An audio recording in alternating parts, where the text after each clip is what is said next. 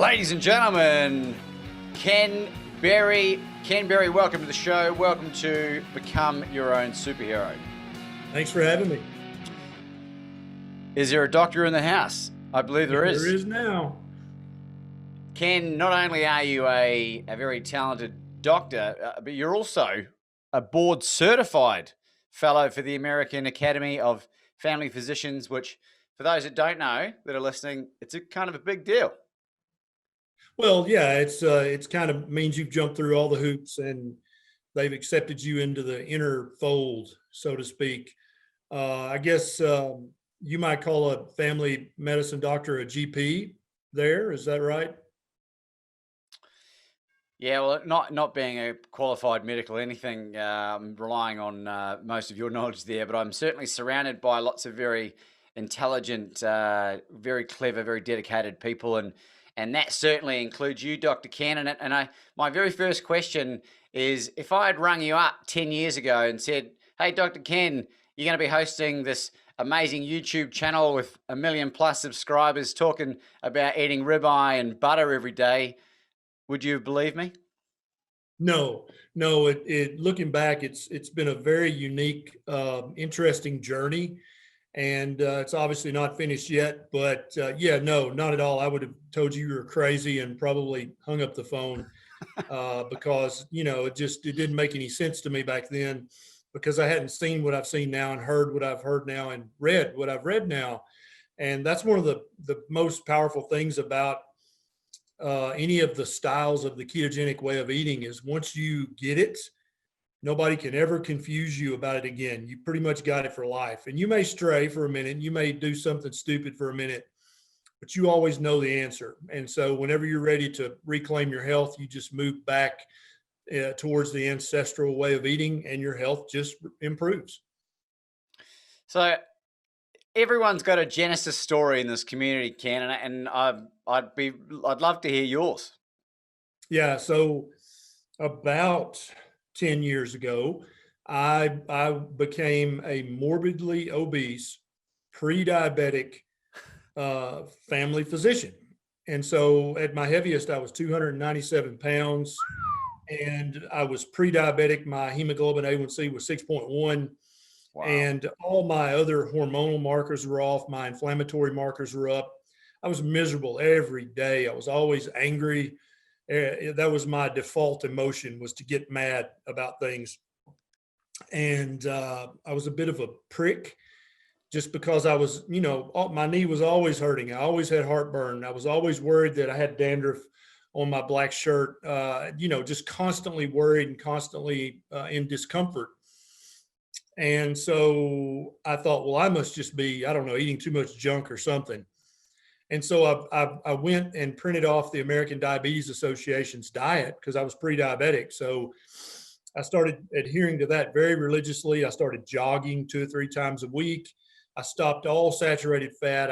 I would only eat whole grain bread and muffins and, all that kind of stuff. And I actually got sicker. I gained more weight and I didn't feel any better. And I thought, man, I'm missing something here. It's got to be something more to this. And so I started looking outside the box. And I found books like Robert Atkins' Diet Revolution, Mark Sisson's Primal Blueprint, Lauren Cordain's Paleo Diet. And I stumbled across this guy named Banting. And I read his little pamphlet. And I thought, well, that's a complete opposite of everything I've ever been taught about human nutrition. But it sounds like it works. And back then my number one priority was to not be fat anymore because all my life I'd been very slender. And I used to, bitch and moan because I couldn't gain weight. I was just very, very slender. But when my metabolism shifted because of years of metabolic abuse, all of a sudden I couldn't get skinny. And so I basically applied the principles that I got out of those 4 books. And immediately I started to lose weight. My blood sugar numbers started to return to normal and I started to feel better. Heartburn got better, knee pain got better. My dandruff got better. And back then I had no idea of the power of eating a a meat heavy ketogenic diet or a carnivore diet. I just thought this was a weight loss hack. And so I just thought, well, that's coincidental that all that other stuff got better. That can't have anything to do with the diet, right? And so then as I was losing weight, my most morbidly obese patients would see me and they'd say, Doc, you're looking good. What are you doing? And so I would start to tell them, well, I'm eating this diet that you eat lots of fatty meat and a little bit of veg, not a little bit of fruit, but mainly lots of fatty meat. And they're like, well, can I try that? I'm supposed to have, bariatric surgery next month. Can I try that between now and then? I'm like, well, yeah, it didn't kill me. And so I started out recommending it to my most morbidly obese, metabolically unhealthy patients. I wouldn't recommend it to a normal patient because they didn't need this, what I considered to be a hack at that time. And so they would come back in a month or two or three and they would say, oh yeah, I've lost, 30, 40, 50, 60 pounds. And my knee arthritis is much better, and my psoriasis is better, or they would always be an and. And the first few times I heard that from them, I thought, well, that's coincidental. There's no way this diet is causing those things to get better. And so then I started recommending to my patients who were just obese, not morbidly obese, but just had a BMI greater than 30. And they came back with similar reports. And it was about that time I'm like, I don't know what's going on here. I've got to look into the research about this. And so I continued to research and read and watch YouTube videos from a lot of the early pioneers in the low carb movement. And lo and behold, there is research that chronic hyperglycemia and chronic hyperinsulinemia and chronic inflammation does in fact either lead to those conditions or make those conditions more severe. And it was at that point that I thought, well, maybe human beings just by design should eat a meat heavy. Maybe that's the way we evolved. Maybe, and back then I hadn't studied the paleoanthropological evidence. I didn't realize that, 100% that's true. And we've known that for quite some time in the paleoanthropological literature that 40, 50, 60, 70,000 years ago, humans were meat eaters. And they would eat some veg if they were starving, or if the fruit was ripe. For a week or two, they would eat some, or if they found a honey tree, they would eat some. But on a daily basis, for the majority of their time, they just ate as much fatty meat as they could kill. And that's kind of how we evolved into this apex species that we are now. And so the more I started to put all these pieces together, it occurred to me what we're all doing here, you and me and the Fetkis and everybody else in this space, is we're rediscovering the proper human diet. That's what we're all doing here together, because for the last 50, 60, 70 years, we've been under the spell of this fad diet, this low fat, lots of whole grains, lots of fruit and veg. That's a fad. That's only been around for 50 or 60 years. That's not, and it's based on no legitimate scientific research. And so the American Diabetes Association, the American Heart Association, all these guys are promoting this untested, unproven fad diet. That's what they're promoting. And people in other countries sometimes say, well, why are you talking about the ADA? I live in New Zealand or Australia. Well, the fact of the matter is that most of the regulatory bodies in every country take their cues from the ADA or the AHA, AMA, and other regulatory bodies in the U.S. They shouldn't, but they do. They consider us to be the world leader in this, that, or the other. But in this case, we're the world leader in the biggest untested, unproven fad diet that humanity's ever been tricked into trying. That's basically what we're giving to the world. So I'm not proud of that, but that's what's going on here. And so people in all nations need to understand, regardless of your ethnicity over the last 15 to 20,000 years, that doesn't really matter because evolution moves much slower than that. What you have to understand is you're a hominid, you're a Homo sapien. There is a proper human diet for you that consists mainly of fatty meat, and it can be ruminant meat, it can be monogastric meat, it can be seafood, and then some veg, either for medicine or for flavoring, or just if you're starving, you can eat some veg, that's fine. But to optimize your health, to reclaim the you that you've always wanted to be, you have to eat an optimized proper human diet. And that consists of fatty meat and perhaps a little bit of plant matter on the side or as a garnish or for medicinal purposes, but the bulk of your diet should be fatty meat. I'm going to play devil's advocate for a second here, Dr. Ken, and say, is there any doubt in your mind at all that you are wrong? Not anymore. When I uncovered the research, there's actually been randomized controlled trials conducted in human beings where they replaced the saturated fat from animal foods. They replaced that with polyunsaturated fatty acids from plants. That's been done in three separate occasions, very large studies, very well-controlled studies, blinded studies that went on for years. And in all three cases, they found out that the people that they removed the saturated animal fats from and replaced that with polyunsaturated vegetable fat, they had more heart attacks, they had more clogging of the arteries, they had more cancer, and they died sooner. So the research has been done. The Minnesota Heart Studies one, there's one out of Australia, and there's another. I've got a YouTube video that I talk about this hidden research. And this research flew in the face of what they were expecting to find. So they just didn't publish it, or they would publish it in some obscure journal in Scandinavia in another language so that nobody would realize, oh my God, they just disproved the diet heart hypothesis that saturated fat is just absolutely going to give you a heart attack. They disproved that. That's not true at all. You actually get sicker and die quicker if you're eating a diet that's high in polyunsaturated vegetable fat. That's been done on three separate occasions with beautifully done controlled research in humans. So this is not some small rodent study. This is a study in Homo sapiens. And so there's, at that point, when I've discovered those three studies, several things occurred to me. Number one, yeah, this is it. This is the proper human diet. We need to be eating lots of saturated animal fat in our diet and the protein that always comes along with that. And then a couple of other epiphanies occurred to me. One is the big pharmaceutical companies who've been trying for decades to come up with a pill for Alzheimer's or a pill to raise HDL cholesterol. All the research they've done, all the study they've done, they know this. At that point, it's like, I mean, I got goose flesh. That's like, they already know this. There's no way that they've researched lipidology as much as they have, and they haven't stumbled on those studies.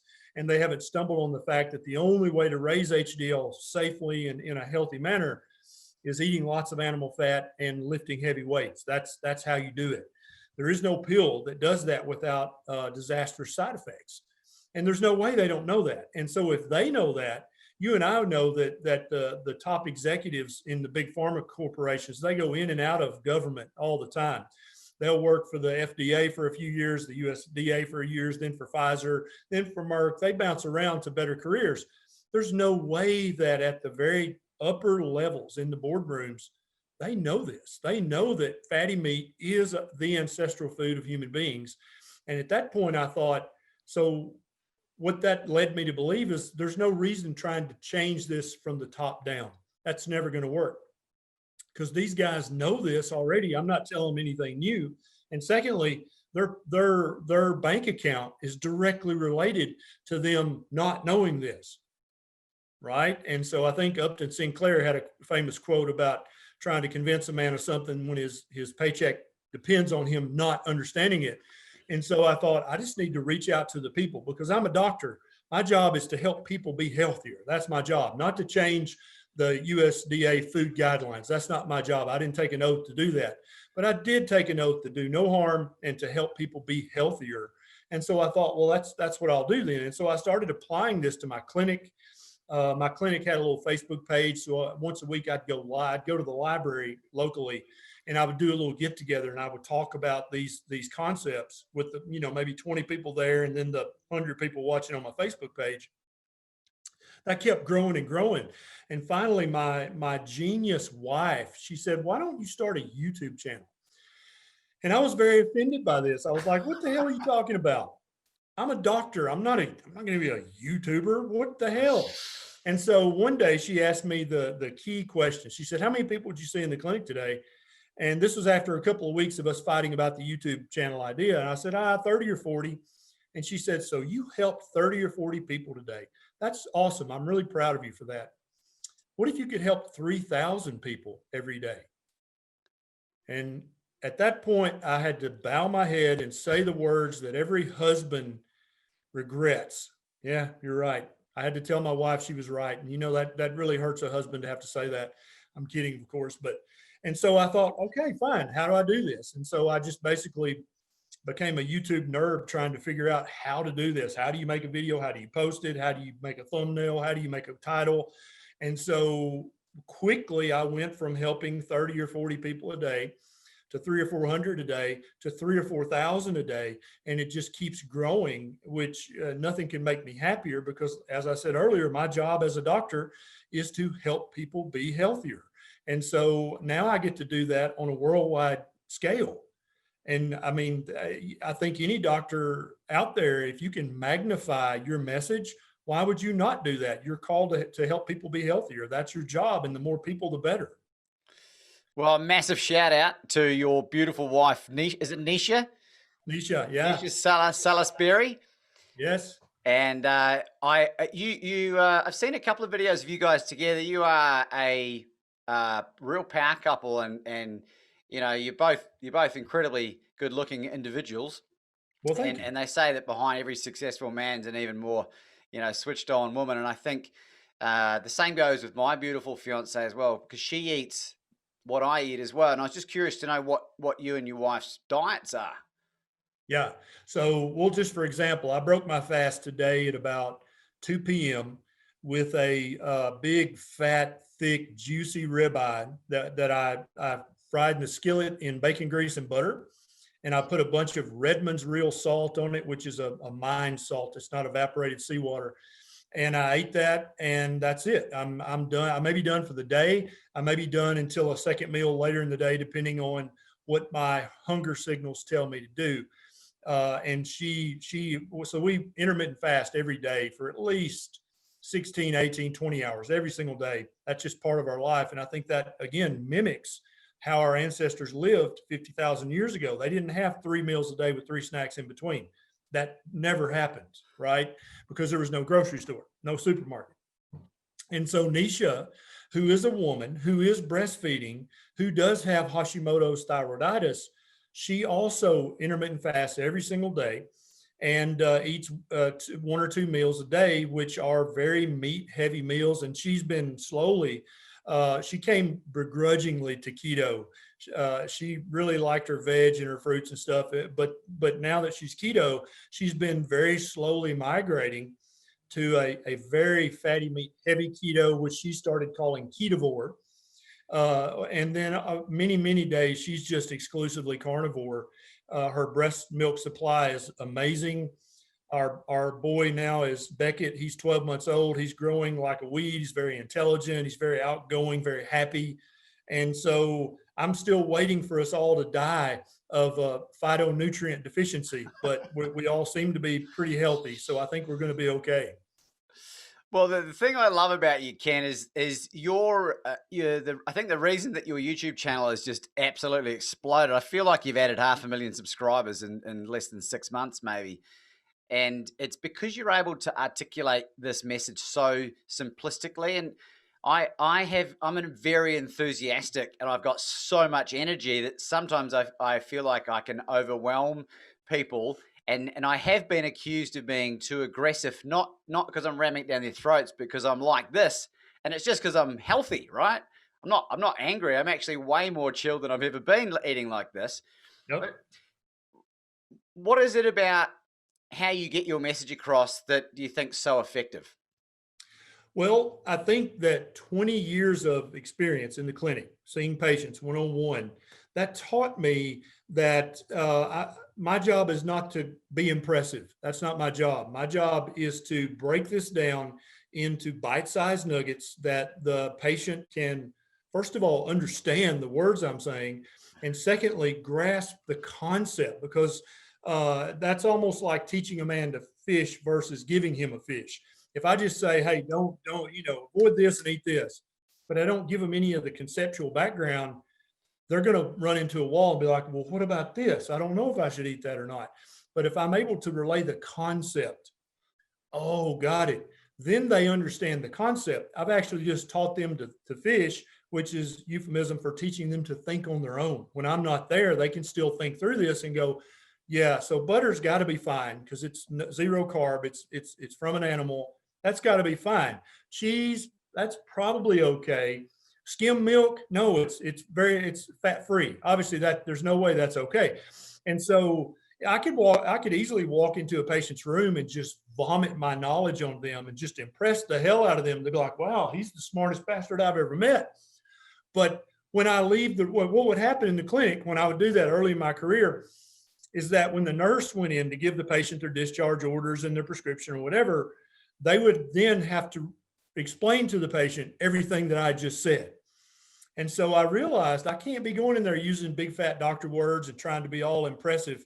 I have to explain this to them in their language. And if I don't do that, I've effectively failed because now I've got a nurse tied up explaining the big doctor words to the patient. And I looked very impressive and they thought I was a demigod, but they didn't understand what the hell I said. So therefore I didn't really help them understand the fact of it or the concept of it. So I had failed. And that's how I looked at that. And so when I make a YouTube video, I try to just pretend I'm talking to a patient who happens to have this, whatever I'm talking about. And I try to explain it to them in a way that they can understand it. And so not only understand the facts of the matter, but get the concept behind it so that then when they go forth into the world, they can think for themselves and they won't be confused. And, like a good example is the keto bread that you maybe have seen on the grocery store shelf. Everybody's trying to cash in on the keto hashtag because it's so popular.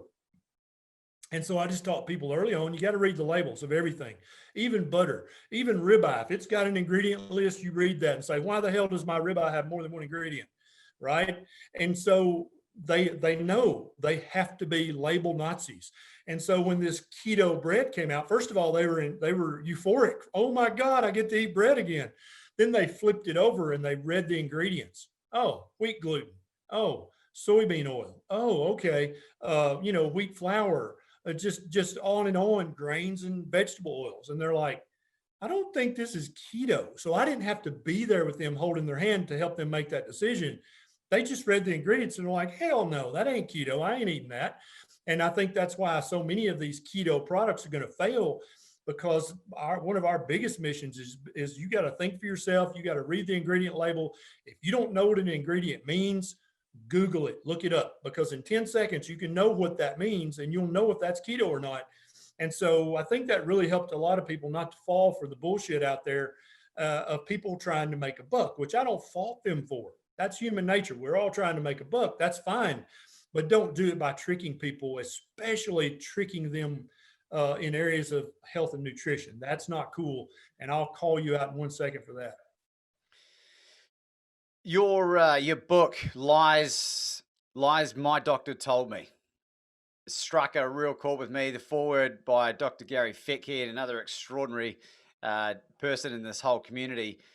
I had GERD for 17 years, Ken, and I was on 20 to 40 milligrams of omeprazole or Somac or whatever you want to call it for that whole time. And because I had to get repeat prescriptions, I had 17 different GPs. It was 2 surgeons, 2 endoscopies. Every single one of them told me that it was a genetic anomaly and there was nothing I could do about it. Yep. And I watched one interview on Joe Rogan with the functional medicine guy, Chris Kresser, and he spoke about the link between heartburn and gluten intolerance. And that sent me down this pathway. Yep. I'm curious to know what's the greatest learning out of all of this that's just totally blown your mind? Well, the power of a proper human diet, that I had no idea. I recognized early on people will lose weight if they eat this way, right? And that's very powerful. That absolutely improves people's health.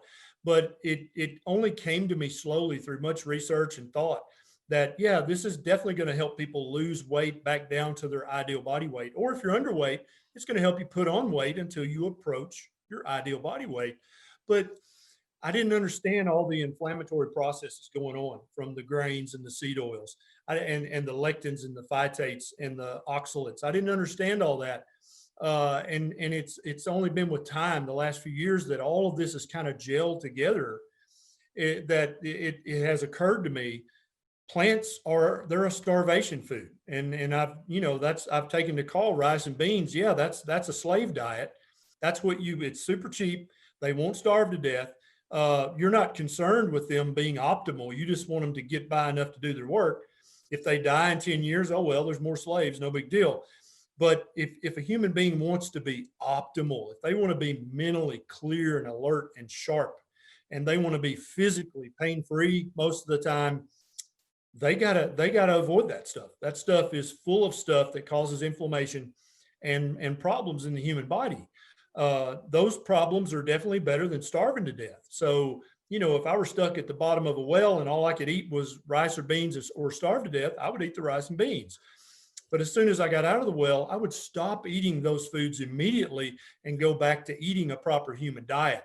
So I think it's the globalness of this thing that really blew me away, that everything gets better. And anybody out there, if you have a chronic medical condition, just go to your search engine and type in whatever your chronic condition is, and insulin resistance, and hyperinsulinemia, and metabolic syndrome.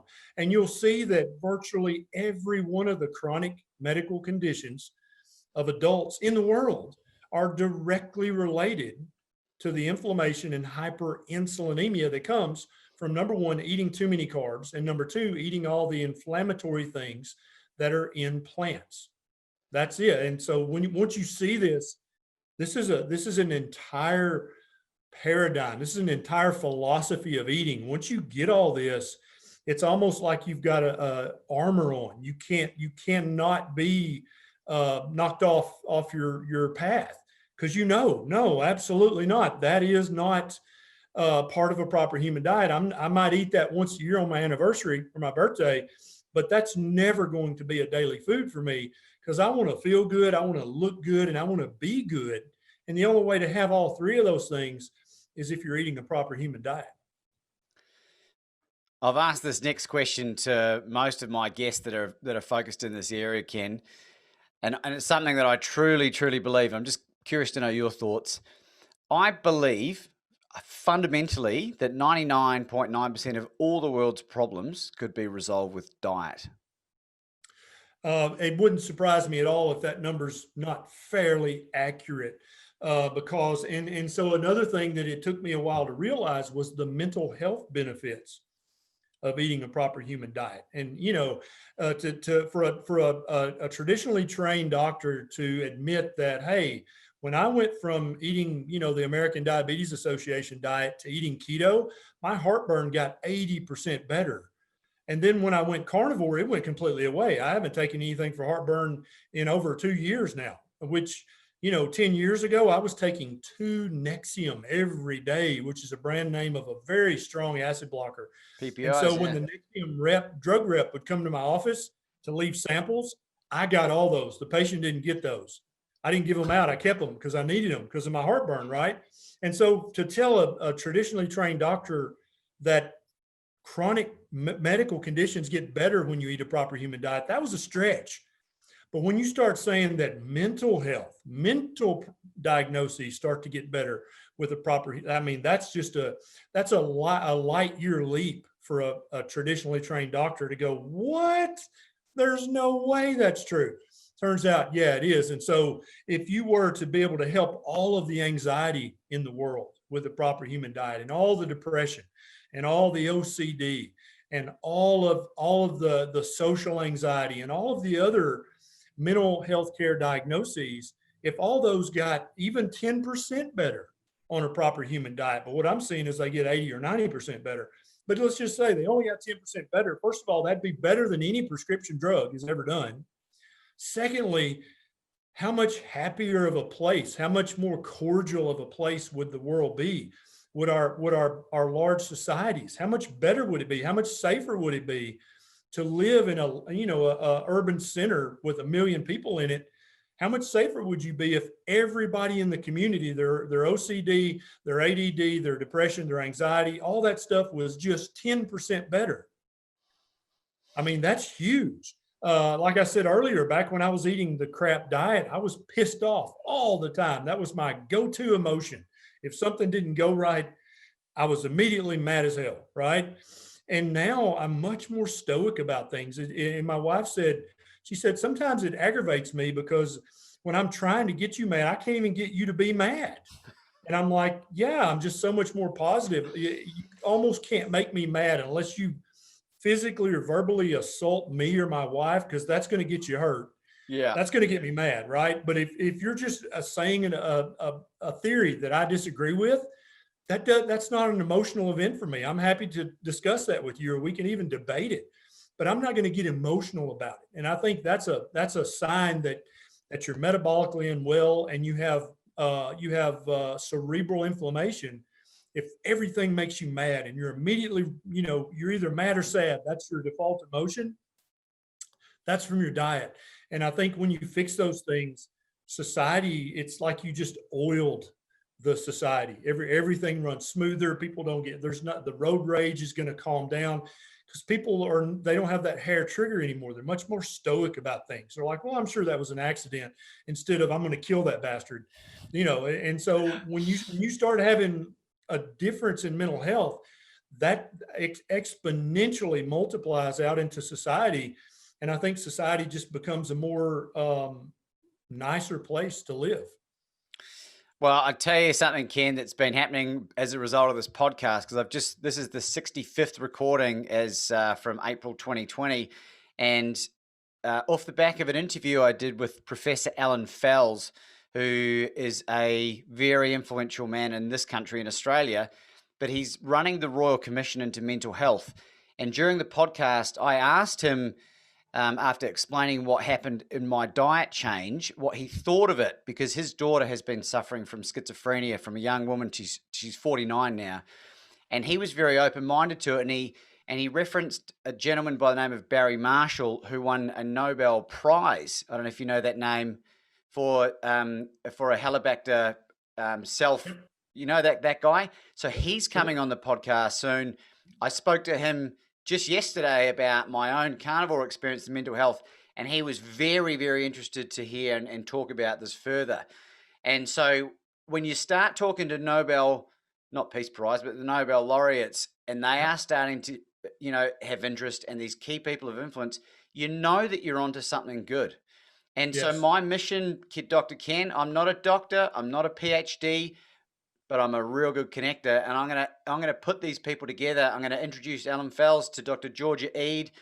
Can you imagine the impact if his daughter was able to improve her symptoms just by eating ribeye?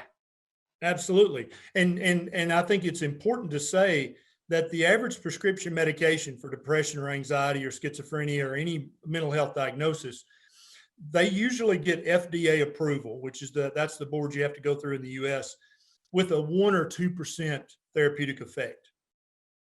That's it. They don't even have to prove that they're better than other drugs on the market. They just have to prove that they're 1 or 2% better than placebo and don't have any dastardly side effects. That's all you have to do to get FDA approval. What if we could show that this diet is reducing the symptoms of mental health diagnoses by 20, 30, 50%? Right? I mean, that's gonna destroy billion-dollar corporations. And I think that the powers that be that I referenced earlier in the boardrooms, in the skyscrapers, they're fully aware of that. This is going to decimate entire economies. It's going to be almost the same as when the automobile makers almost put the farriers out of business because nobody needed horseshoes put on anymore because they all had a car. And so you could just imagine with the candle makers, when incandescent light bulbs came out, they're like, hey, you're going to destroy an entire industry. It's like, yeah, but it's for the good. Long term, you're going to be happy we did this. And I think that same thing can be said for a meat-heavy keto diet or a carnivore diet. Yeah, we're going to destroy billion-dollar corporations as this diet continues to catch on and spread, which it absolutely will, because it's easy, it's delicious, and it works. And it's sustainable. So there's no downside. There's never anybody ever who said, I don't like ribeye. Nobody says that. Greta Thunberg. So it catches on and grows exponentially. everybody's going to stop taking their acid blockers. Everybody's going to stop taking their antidepressant. They're not going to need that crap anymore. And immediately the profits of all these big pharmaceutical multinational corporations are going to start to suffer. And also the big food billion-dollar multinational corporations that make the processed carbohydrate shit that they try to tell us is healthy food, they're going to start to, their profits are going to start to tank. When that happens is when their buddies over in government are going to start to try to enforce a plant-based diet and enforce a high carbohydrate diet on us and say, no, meat is bad for you. I forbid you to eat it, or I'm going to tax meat. That's when that kind of stuff starts happening. That's not to protect our health. That's to protect the big boys' profits. That's what that's for. And so I would encourage anybody out there to keep an eye out for that sort of thing. If you start seeing legislation trying to put a tax on meat or trying to, make you eat a high carbohydrate plant-based diet, that is very, very concerning, that we're actually starting to have an effect on the profits of the big boys. And I'm glad to see that happen. But at the same time, that's going to bring on more talk when you start trying to take my meat away from me. We'll have to discuss that. We'll be discussing that while I'm polishing my high-powered rifle, Dr. Ken. Right. Yeah. And that's another thing about carnivores in general. They're usually very level-headed, very calm, but you don't want to threaten their health or their life. It's typically turns out to be dangerous to do that, as it's been for the last 200,000 years. You don't come into an area where humans are and threaten their hunting grounds. That's a good way to get stabbed with a spear or something, and so it's always been dangerous to do that. And you would think they could read their history and remember that. But you can't take real human food away from human beings and expect them not to rebel at some point. It's a great point, Ken. And I think, the whole like ethical, the whole environmental argument, if you're able to eliminate any need to worry about pharmaceutical industry and the money that's involved with that, you could focus the efforts to make the stuff sustainable, which it turns out it actually fucking is anyway. And like when you look at the numbers of bison that were in North America in the 1800s, like you're talking about way more heads of cattle that even exist on the planet currently, if I'm not wrong. No, that's absolutely correct. And so when they say that it's all the cow burps that's causing global warming, that's just ignorant on its face, because the number of bison used to dwarf the number of cattle. And plus the average bison was 4 times as big as a cow. So you'd have to take the cattle population and multiply it by 4 to have the volume of ruminant animal that you had back when the bison ran the prairies by the millions. So it's an ignorant argument on its face, but a lot of people are buying into that argument because the entirety of the average person in the US anyways, education is what they've watched on television their entire life. That's all they know. And so if they haven't stumbled across me or you or anybody in this sphere, they have no idea that properly pastured cows actually improve the environment. They actually help with carbon sequestration. It actually helps with greenhouse gases. That's actually a good thing. But they don't know that because all they hear is cow burps, are destroying the world. So we all need to eat tofu. Ken, if I could pick your brain for a particular medical matter that's happening in my life and one of my family members who's a 71-year-old male, for a number of reasons, ended up in hospital and has found to have such a swollen prostate that he's unable to urinate. So they've put him on some medication. They found out he's type 2 diabetic as well. He's got some scarnopenia, and his diet was horrendous. They've had catheters which have gone in and out because like whatever hasn't healed properly, so he has unable to urinate. What are his options with what I can influence? Because he's very open-minded to diet, and he's happy to be guided. But from a medical expert, that'd be just unreal. Yeah, he immediately needs to go on a 100% carnivore diet. That's going to help the inflammation. That's going to help the hyperinsulinemia. That's going to help the diabetes. It's going to calm down the swelling of the prostate.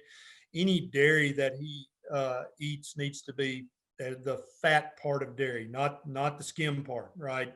So heavy cream, butter, uh, ghee. Those are the only dairy products that need to go in his mouth. Full fat fermented cheese, maybe, but any dairy that's less fat than that needs to be out of his diet immediately. All the grains need to be out of his diet. All of the vegetable seed oils need to be out of his diet immediately. And as his diabetes improves, so will his prostatitis. They'll get better hand in hand because they're both caused by the same exact thing, which is the diet that he's been eating. I've got a couple of videos about prostate health on my YouTube channel that go into more detail and actually list the research in the show notes showing that benign prostatic hypertrophy and prostatitis are directly related to insulin resistance, metabolic syndrome, and hyperinsulinemia. Yeah, I've watched those as well, Ken, and it's so powerful. And my lights just started to blink, so don't worry about it. I'll just edit it out. But sorry if it's distracting you. Okay, no worries. He stayed with my fiance and I for 48 hours, and we just pounded ribeye, liver, oysters, and his mood, like, just unbelievable, just energy levels. It was it's so abundantly clear that it's this burden of knowledge that we now have, Ken, that you can't hold it in, like you say. Right. Ken, I'm very conscious that you are an incredibly busy man. You're probably punching out some more amazing YouTube videos today. And I'm really curious to know, what is the future of Dr. Ken Berry? Well, I'm going to keep doing what I'm doing. I'm working on about 5 book ideas right now, some in collaboration with other MDs and PhDs, a couple that I'm working on just writing myself. I'm going to keep making the YouTube videos. I'm going to keep interacting with people on social media. I'm going to keep being a doctor who first does no harm, and secondly helps people improve their health. That's my calling. And let me say this. I think this is powerful. What I'm doing in this last half of my career is I'm trying to undo the damage that I caused by my ignorant advice in the first few years of my practice. When I was recommending the American Diabetic Association diet for diabetics, I hurt people with that advice. And it was well-meaning advice, but I was just wrong. And it was my job to know better, and I didn't. And so I still carry guilt that I did harm back then when I was recommending people join the gym and join Weight Watchers and eat a vegetarian diet. I harm people. And so it's my goal to do so much good in the world, helping to improve people's health, that hopefully that'll negate the harm that I did when I was giving that ignorant advice back in my early career. So I don't have any plans to ever stop doing this. I love it. I look forward to it every day. And anytime someone, like your relative, that just after 48 hours of eating a proper human diet, their mood and their alertness is already better, that just makes my heart smile. That's why I do this stuff.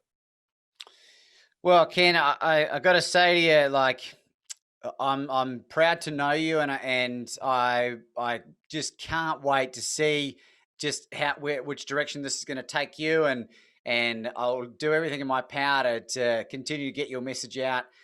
You are truly doing God's work, and it's been a real career thrill for me to share this time with you today. And I can't say anything more than that.